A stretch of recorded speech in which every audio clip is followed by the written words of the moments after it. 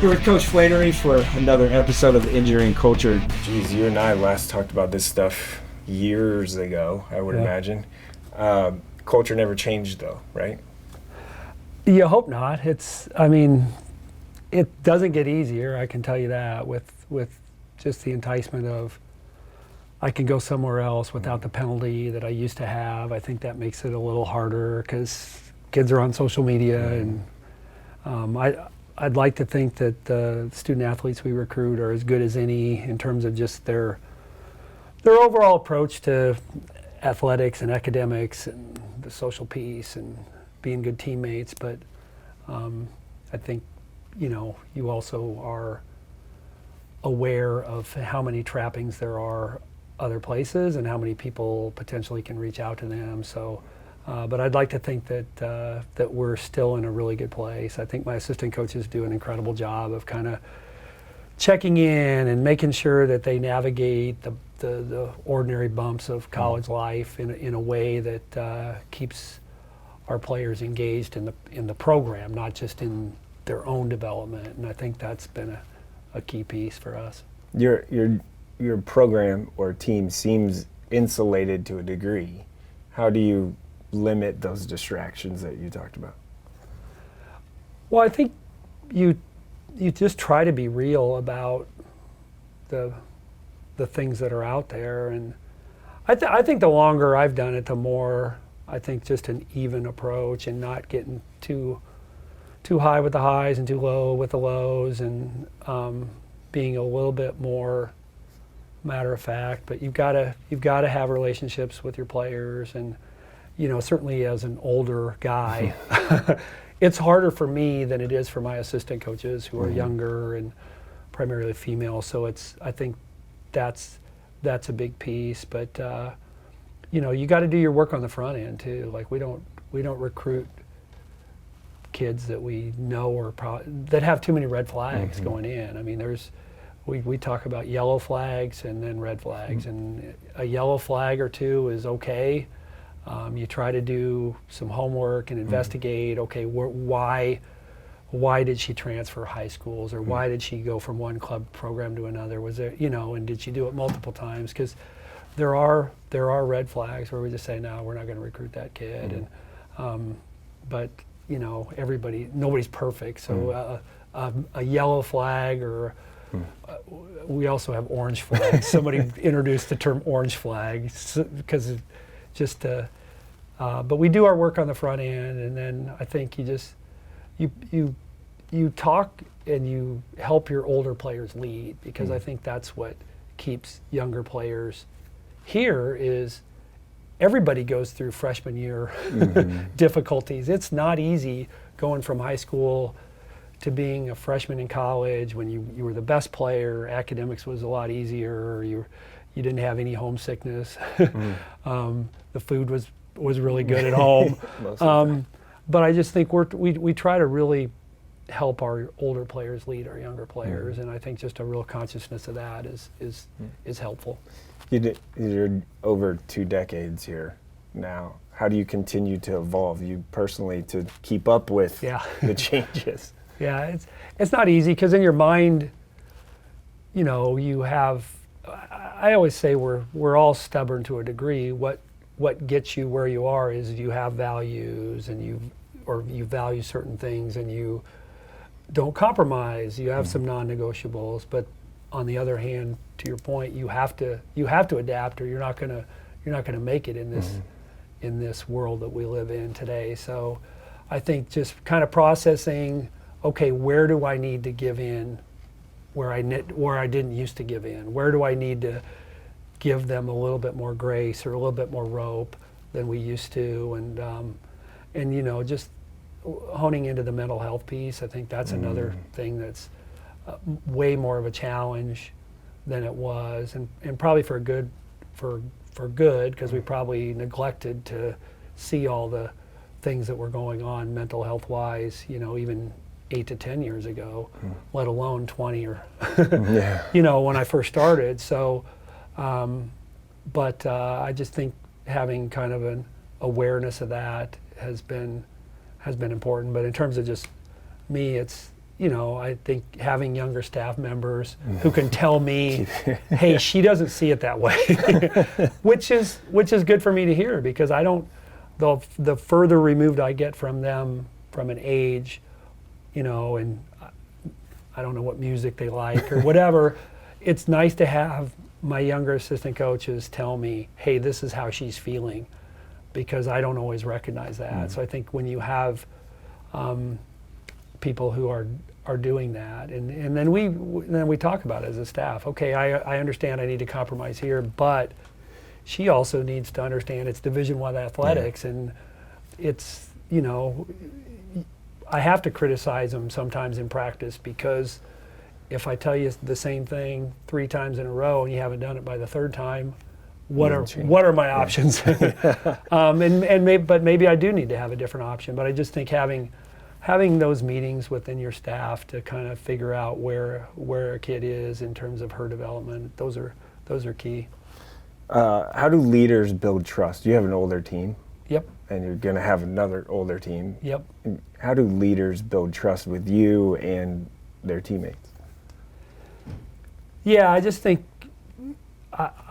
we're probably a little less hands-on than a lot of programs in terms of like what we ask them or require them to do. I'm sorry. And I think that then when you see the things that they do extra, that's a big piece of the trust. And I just think, as a coach, being prepared is the biggest thing I can do to earn their trust. Is, I can.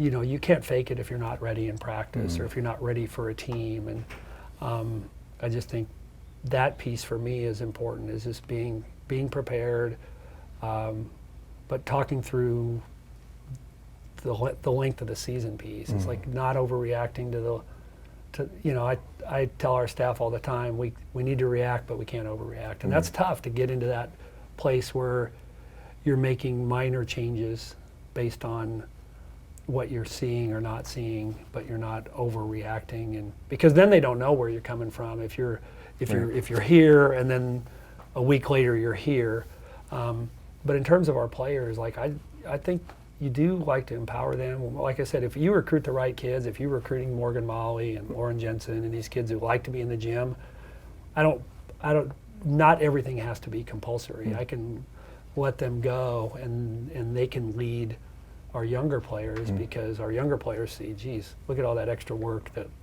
Lauren's getting in, or look at all that extra work that Morgan's getting in.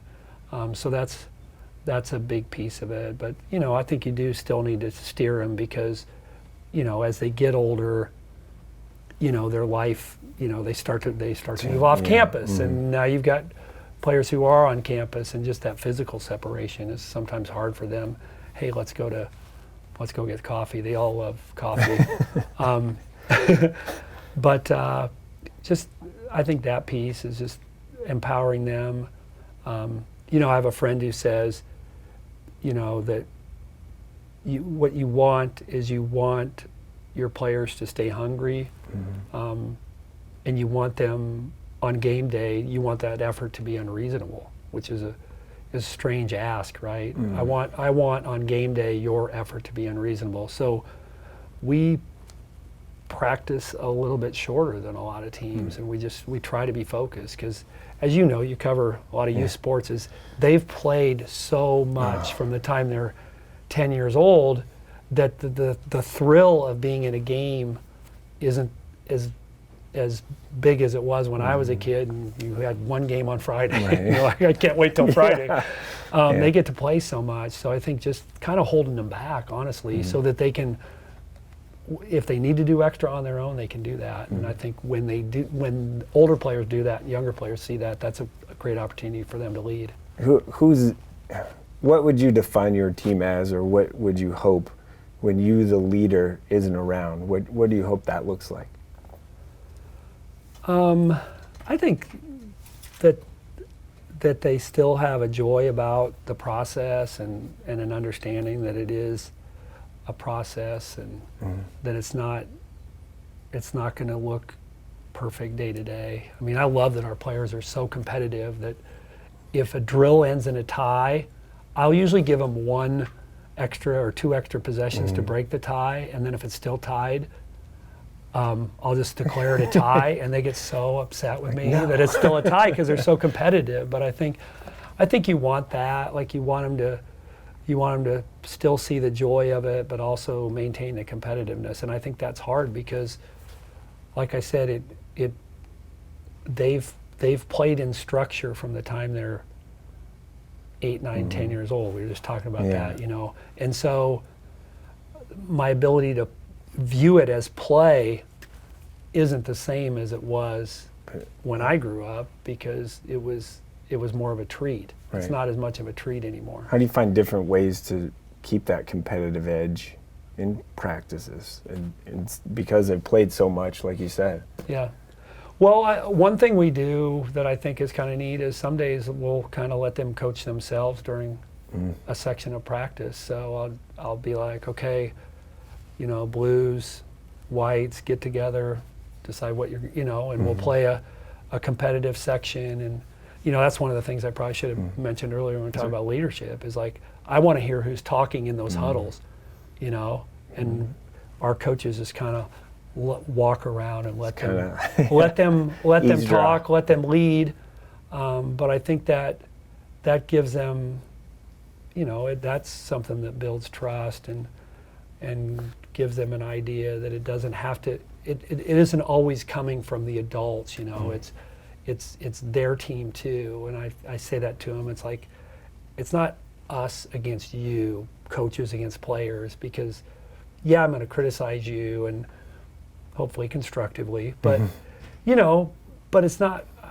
I want the same things you do, and I want you guys to want it at the level that, you know, we should all want it at a similar level. I don't think you're ever going to have everybody wants it equally, but I do think that giving them some ownership and practice and some direction, or just, you know, like I'll say in games during a timeout, what do you guys want to do on this? What do you want to do on ball screens? What coverage do you want to play? What do you want to, you know, do you want to switch this screen? Morgan, which block do you want the ball on? Do you want it on the left block or the right block? I mean, so I give them some ownership because I want them to. It's empowerment. It's empowerment, and it's you know, it's your team. Let's and understand that I don't always know. Like, you guys are out there in it, like, and especially with older players, you say, what do you see? What do you want to do with this particular action they're running, or where do you want the ball, Lauren? Do you want it? What do you want to run? And I love that. You've made consecutive NCAA tournaments. You've made nice runs. Won games in the NCAA tournament. How do you get to the next step? Like, I know that's something you think hard about every day, but it's hard. What's the next step? Yeah. How do you get there? It's hard because I think in our sport the tough thing versus what's on the men's side is like the really good players stay for 4 and 5 years. Right. So Caitlin and Aaliyah Boston and Cameron Brink and Paige Beckers. Those guys are those. So they have All-Americans in all their classes. Right. You know, versus, you know, on the guys' side, we could take a group that we had, this group that we have, and, you know, as 4th year and then even this year as 5th year players, you know, have an opportunity. But the fact is those first team All-Americans aren't leaving to go play in the WNBA. And so I just think there's still a little bit more of a gap on the women's side. But having said that, you know, I don't think we're that far away. Like, we play a different style, I think, which helps us. I think we can shoot it from all 5 positions. We screen off the ball more than a lot of teams do, which I think is unusual. So from a style standpoint, we're different. But it is really difficult. I mean, we haven't beaten UConn. We've been close a couple times, but you know, I don't know. I mean, it certainly would help probably if we could recruit size, 6'4", 6'5". But on the flip side, we've always said we'd rather have 6'1" and skilled than 6'4" or 5" and unskilled. And And like you said, be able to shoot from Right. all 5 positions. Yeah. What behavioral expectations define Creighton women's basketball culture? I think the biggest thing is help the people on your team that you see struggling at the time that you see them struggling, because I feel like college is, it's been a long time since I was 18 to 22, but I just think there's a real capacity to be fragile especially in this age where social media can beat them up and other things can beat them up, and the pressure of having, like we talked about, I've had to compete at a high level since I was 12 years old and played in these tournaments since I was, so I just think just being, showing them grace during the tough times and being aware of those things are the big things, because it's easy to celebrate when things go well. I think where the biggest challenge is when you see players or young people struggle, and I just think we have a real knack for helping our players help our other players, and that's why I said that's the big thing about what we have is we've always had players in our locker room who were in our locker room as freshmen and sophomores. It's not, you've got juniors and seniors in your locker room, but they were at these other schools. Yeah. Like they were in the Creighton locker room as freshmen, or even a sophomore who's not maybe getting to play as much or going through struggles. And so I just think that plays differently when you've been in that locker room and you're an older player and you can sense that one of our younger players is struggling, or even vice versa, because sometimes your older players start to put more pressure on themselves because they've achieved at a certain level, and we all go through stretches where maybe for 4, 5, 6 games the ball doesn't go in the basket. So I'm just throwing, if let's say Morgan goes 3 games without making baskets, okay, we've got to have, which is a rarity, which is, we're 2 games without making baskets. Like who's gonna get in her ear? And so I just think our players have a sense for that, and then we kind of push them to be that way. But I think that's the key is like what are you doing to help people in their struggles, and having a real sensitivity to that is probably where I think we exceed most. There's crisis management would be kind of that. When people think of that, they think of big things happen, like huge, something major. Right. But crisis management is the daily little things to struggle. So as a leader, you have to basically be a crisis manager at the same time. Right. And a coach. And that's not like I know when I first started coaching, I wasn't very good at managing my staff. Like little things I'd let them go, and I think I learned, or at least I think I learned, and it's still not something I'm entirely comfortable with, but I think you have to, like you can't let little things get too big. And I say to our staff, like, tell me when I need to know. Like, I don't need to know everything. I don't need to know that, but I do need to know when it gets bigger, and then we all need to kind of figure out, okay, what's best in those moments, and then just the other part is just making sure that your staff is happy too, because it's not just players. I mean, they talk about mental health, but it's like I'm on a committee for Big East Health and Safety Committee, and they talk about coaches' stress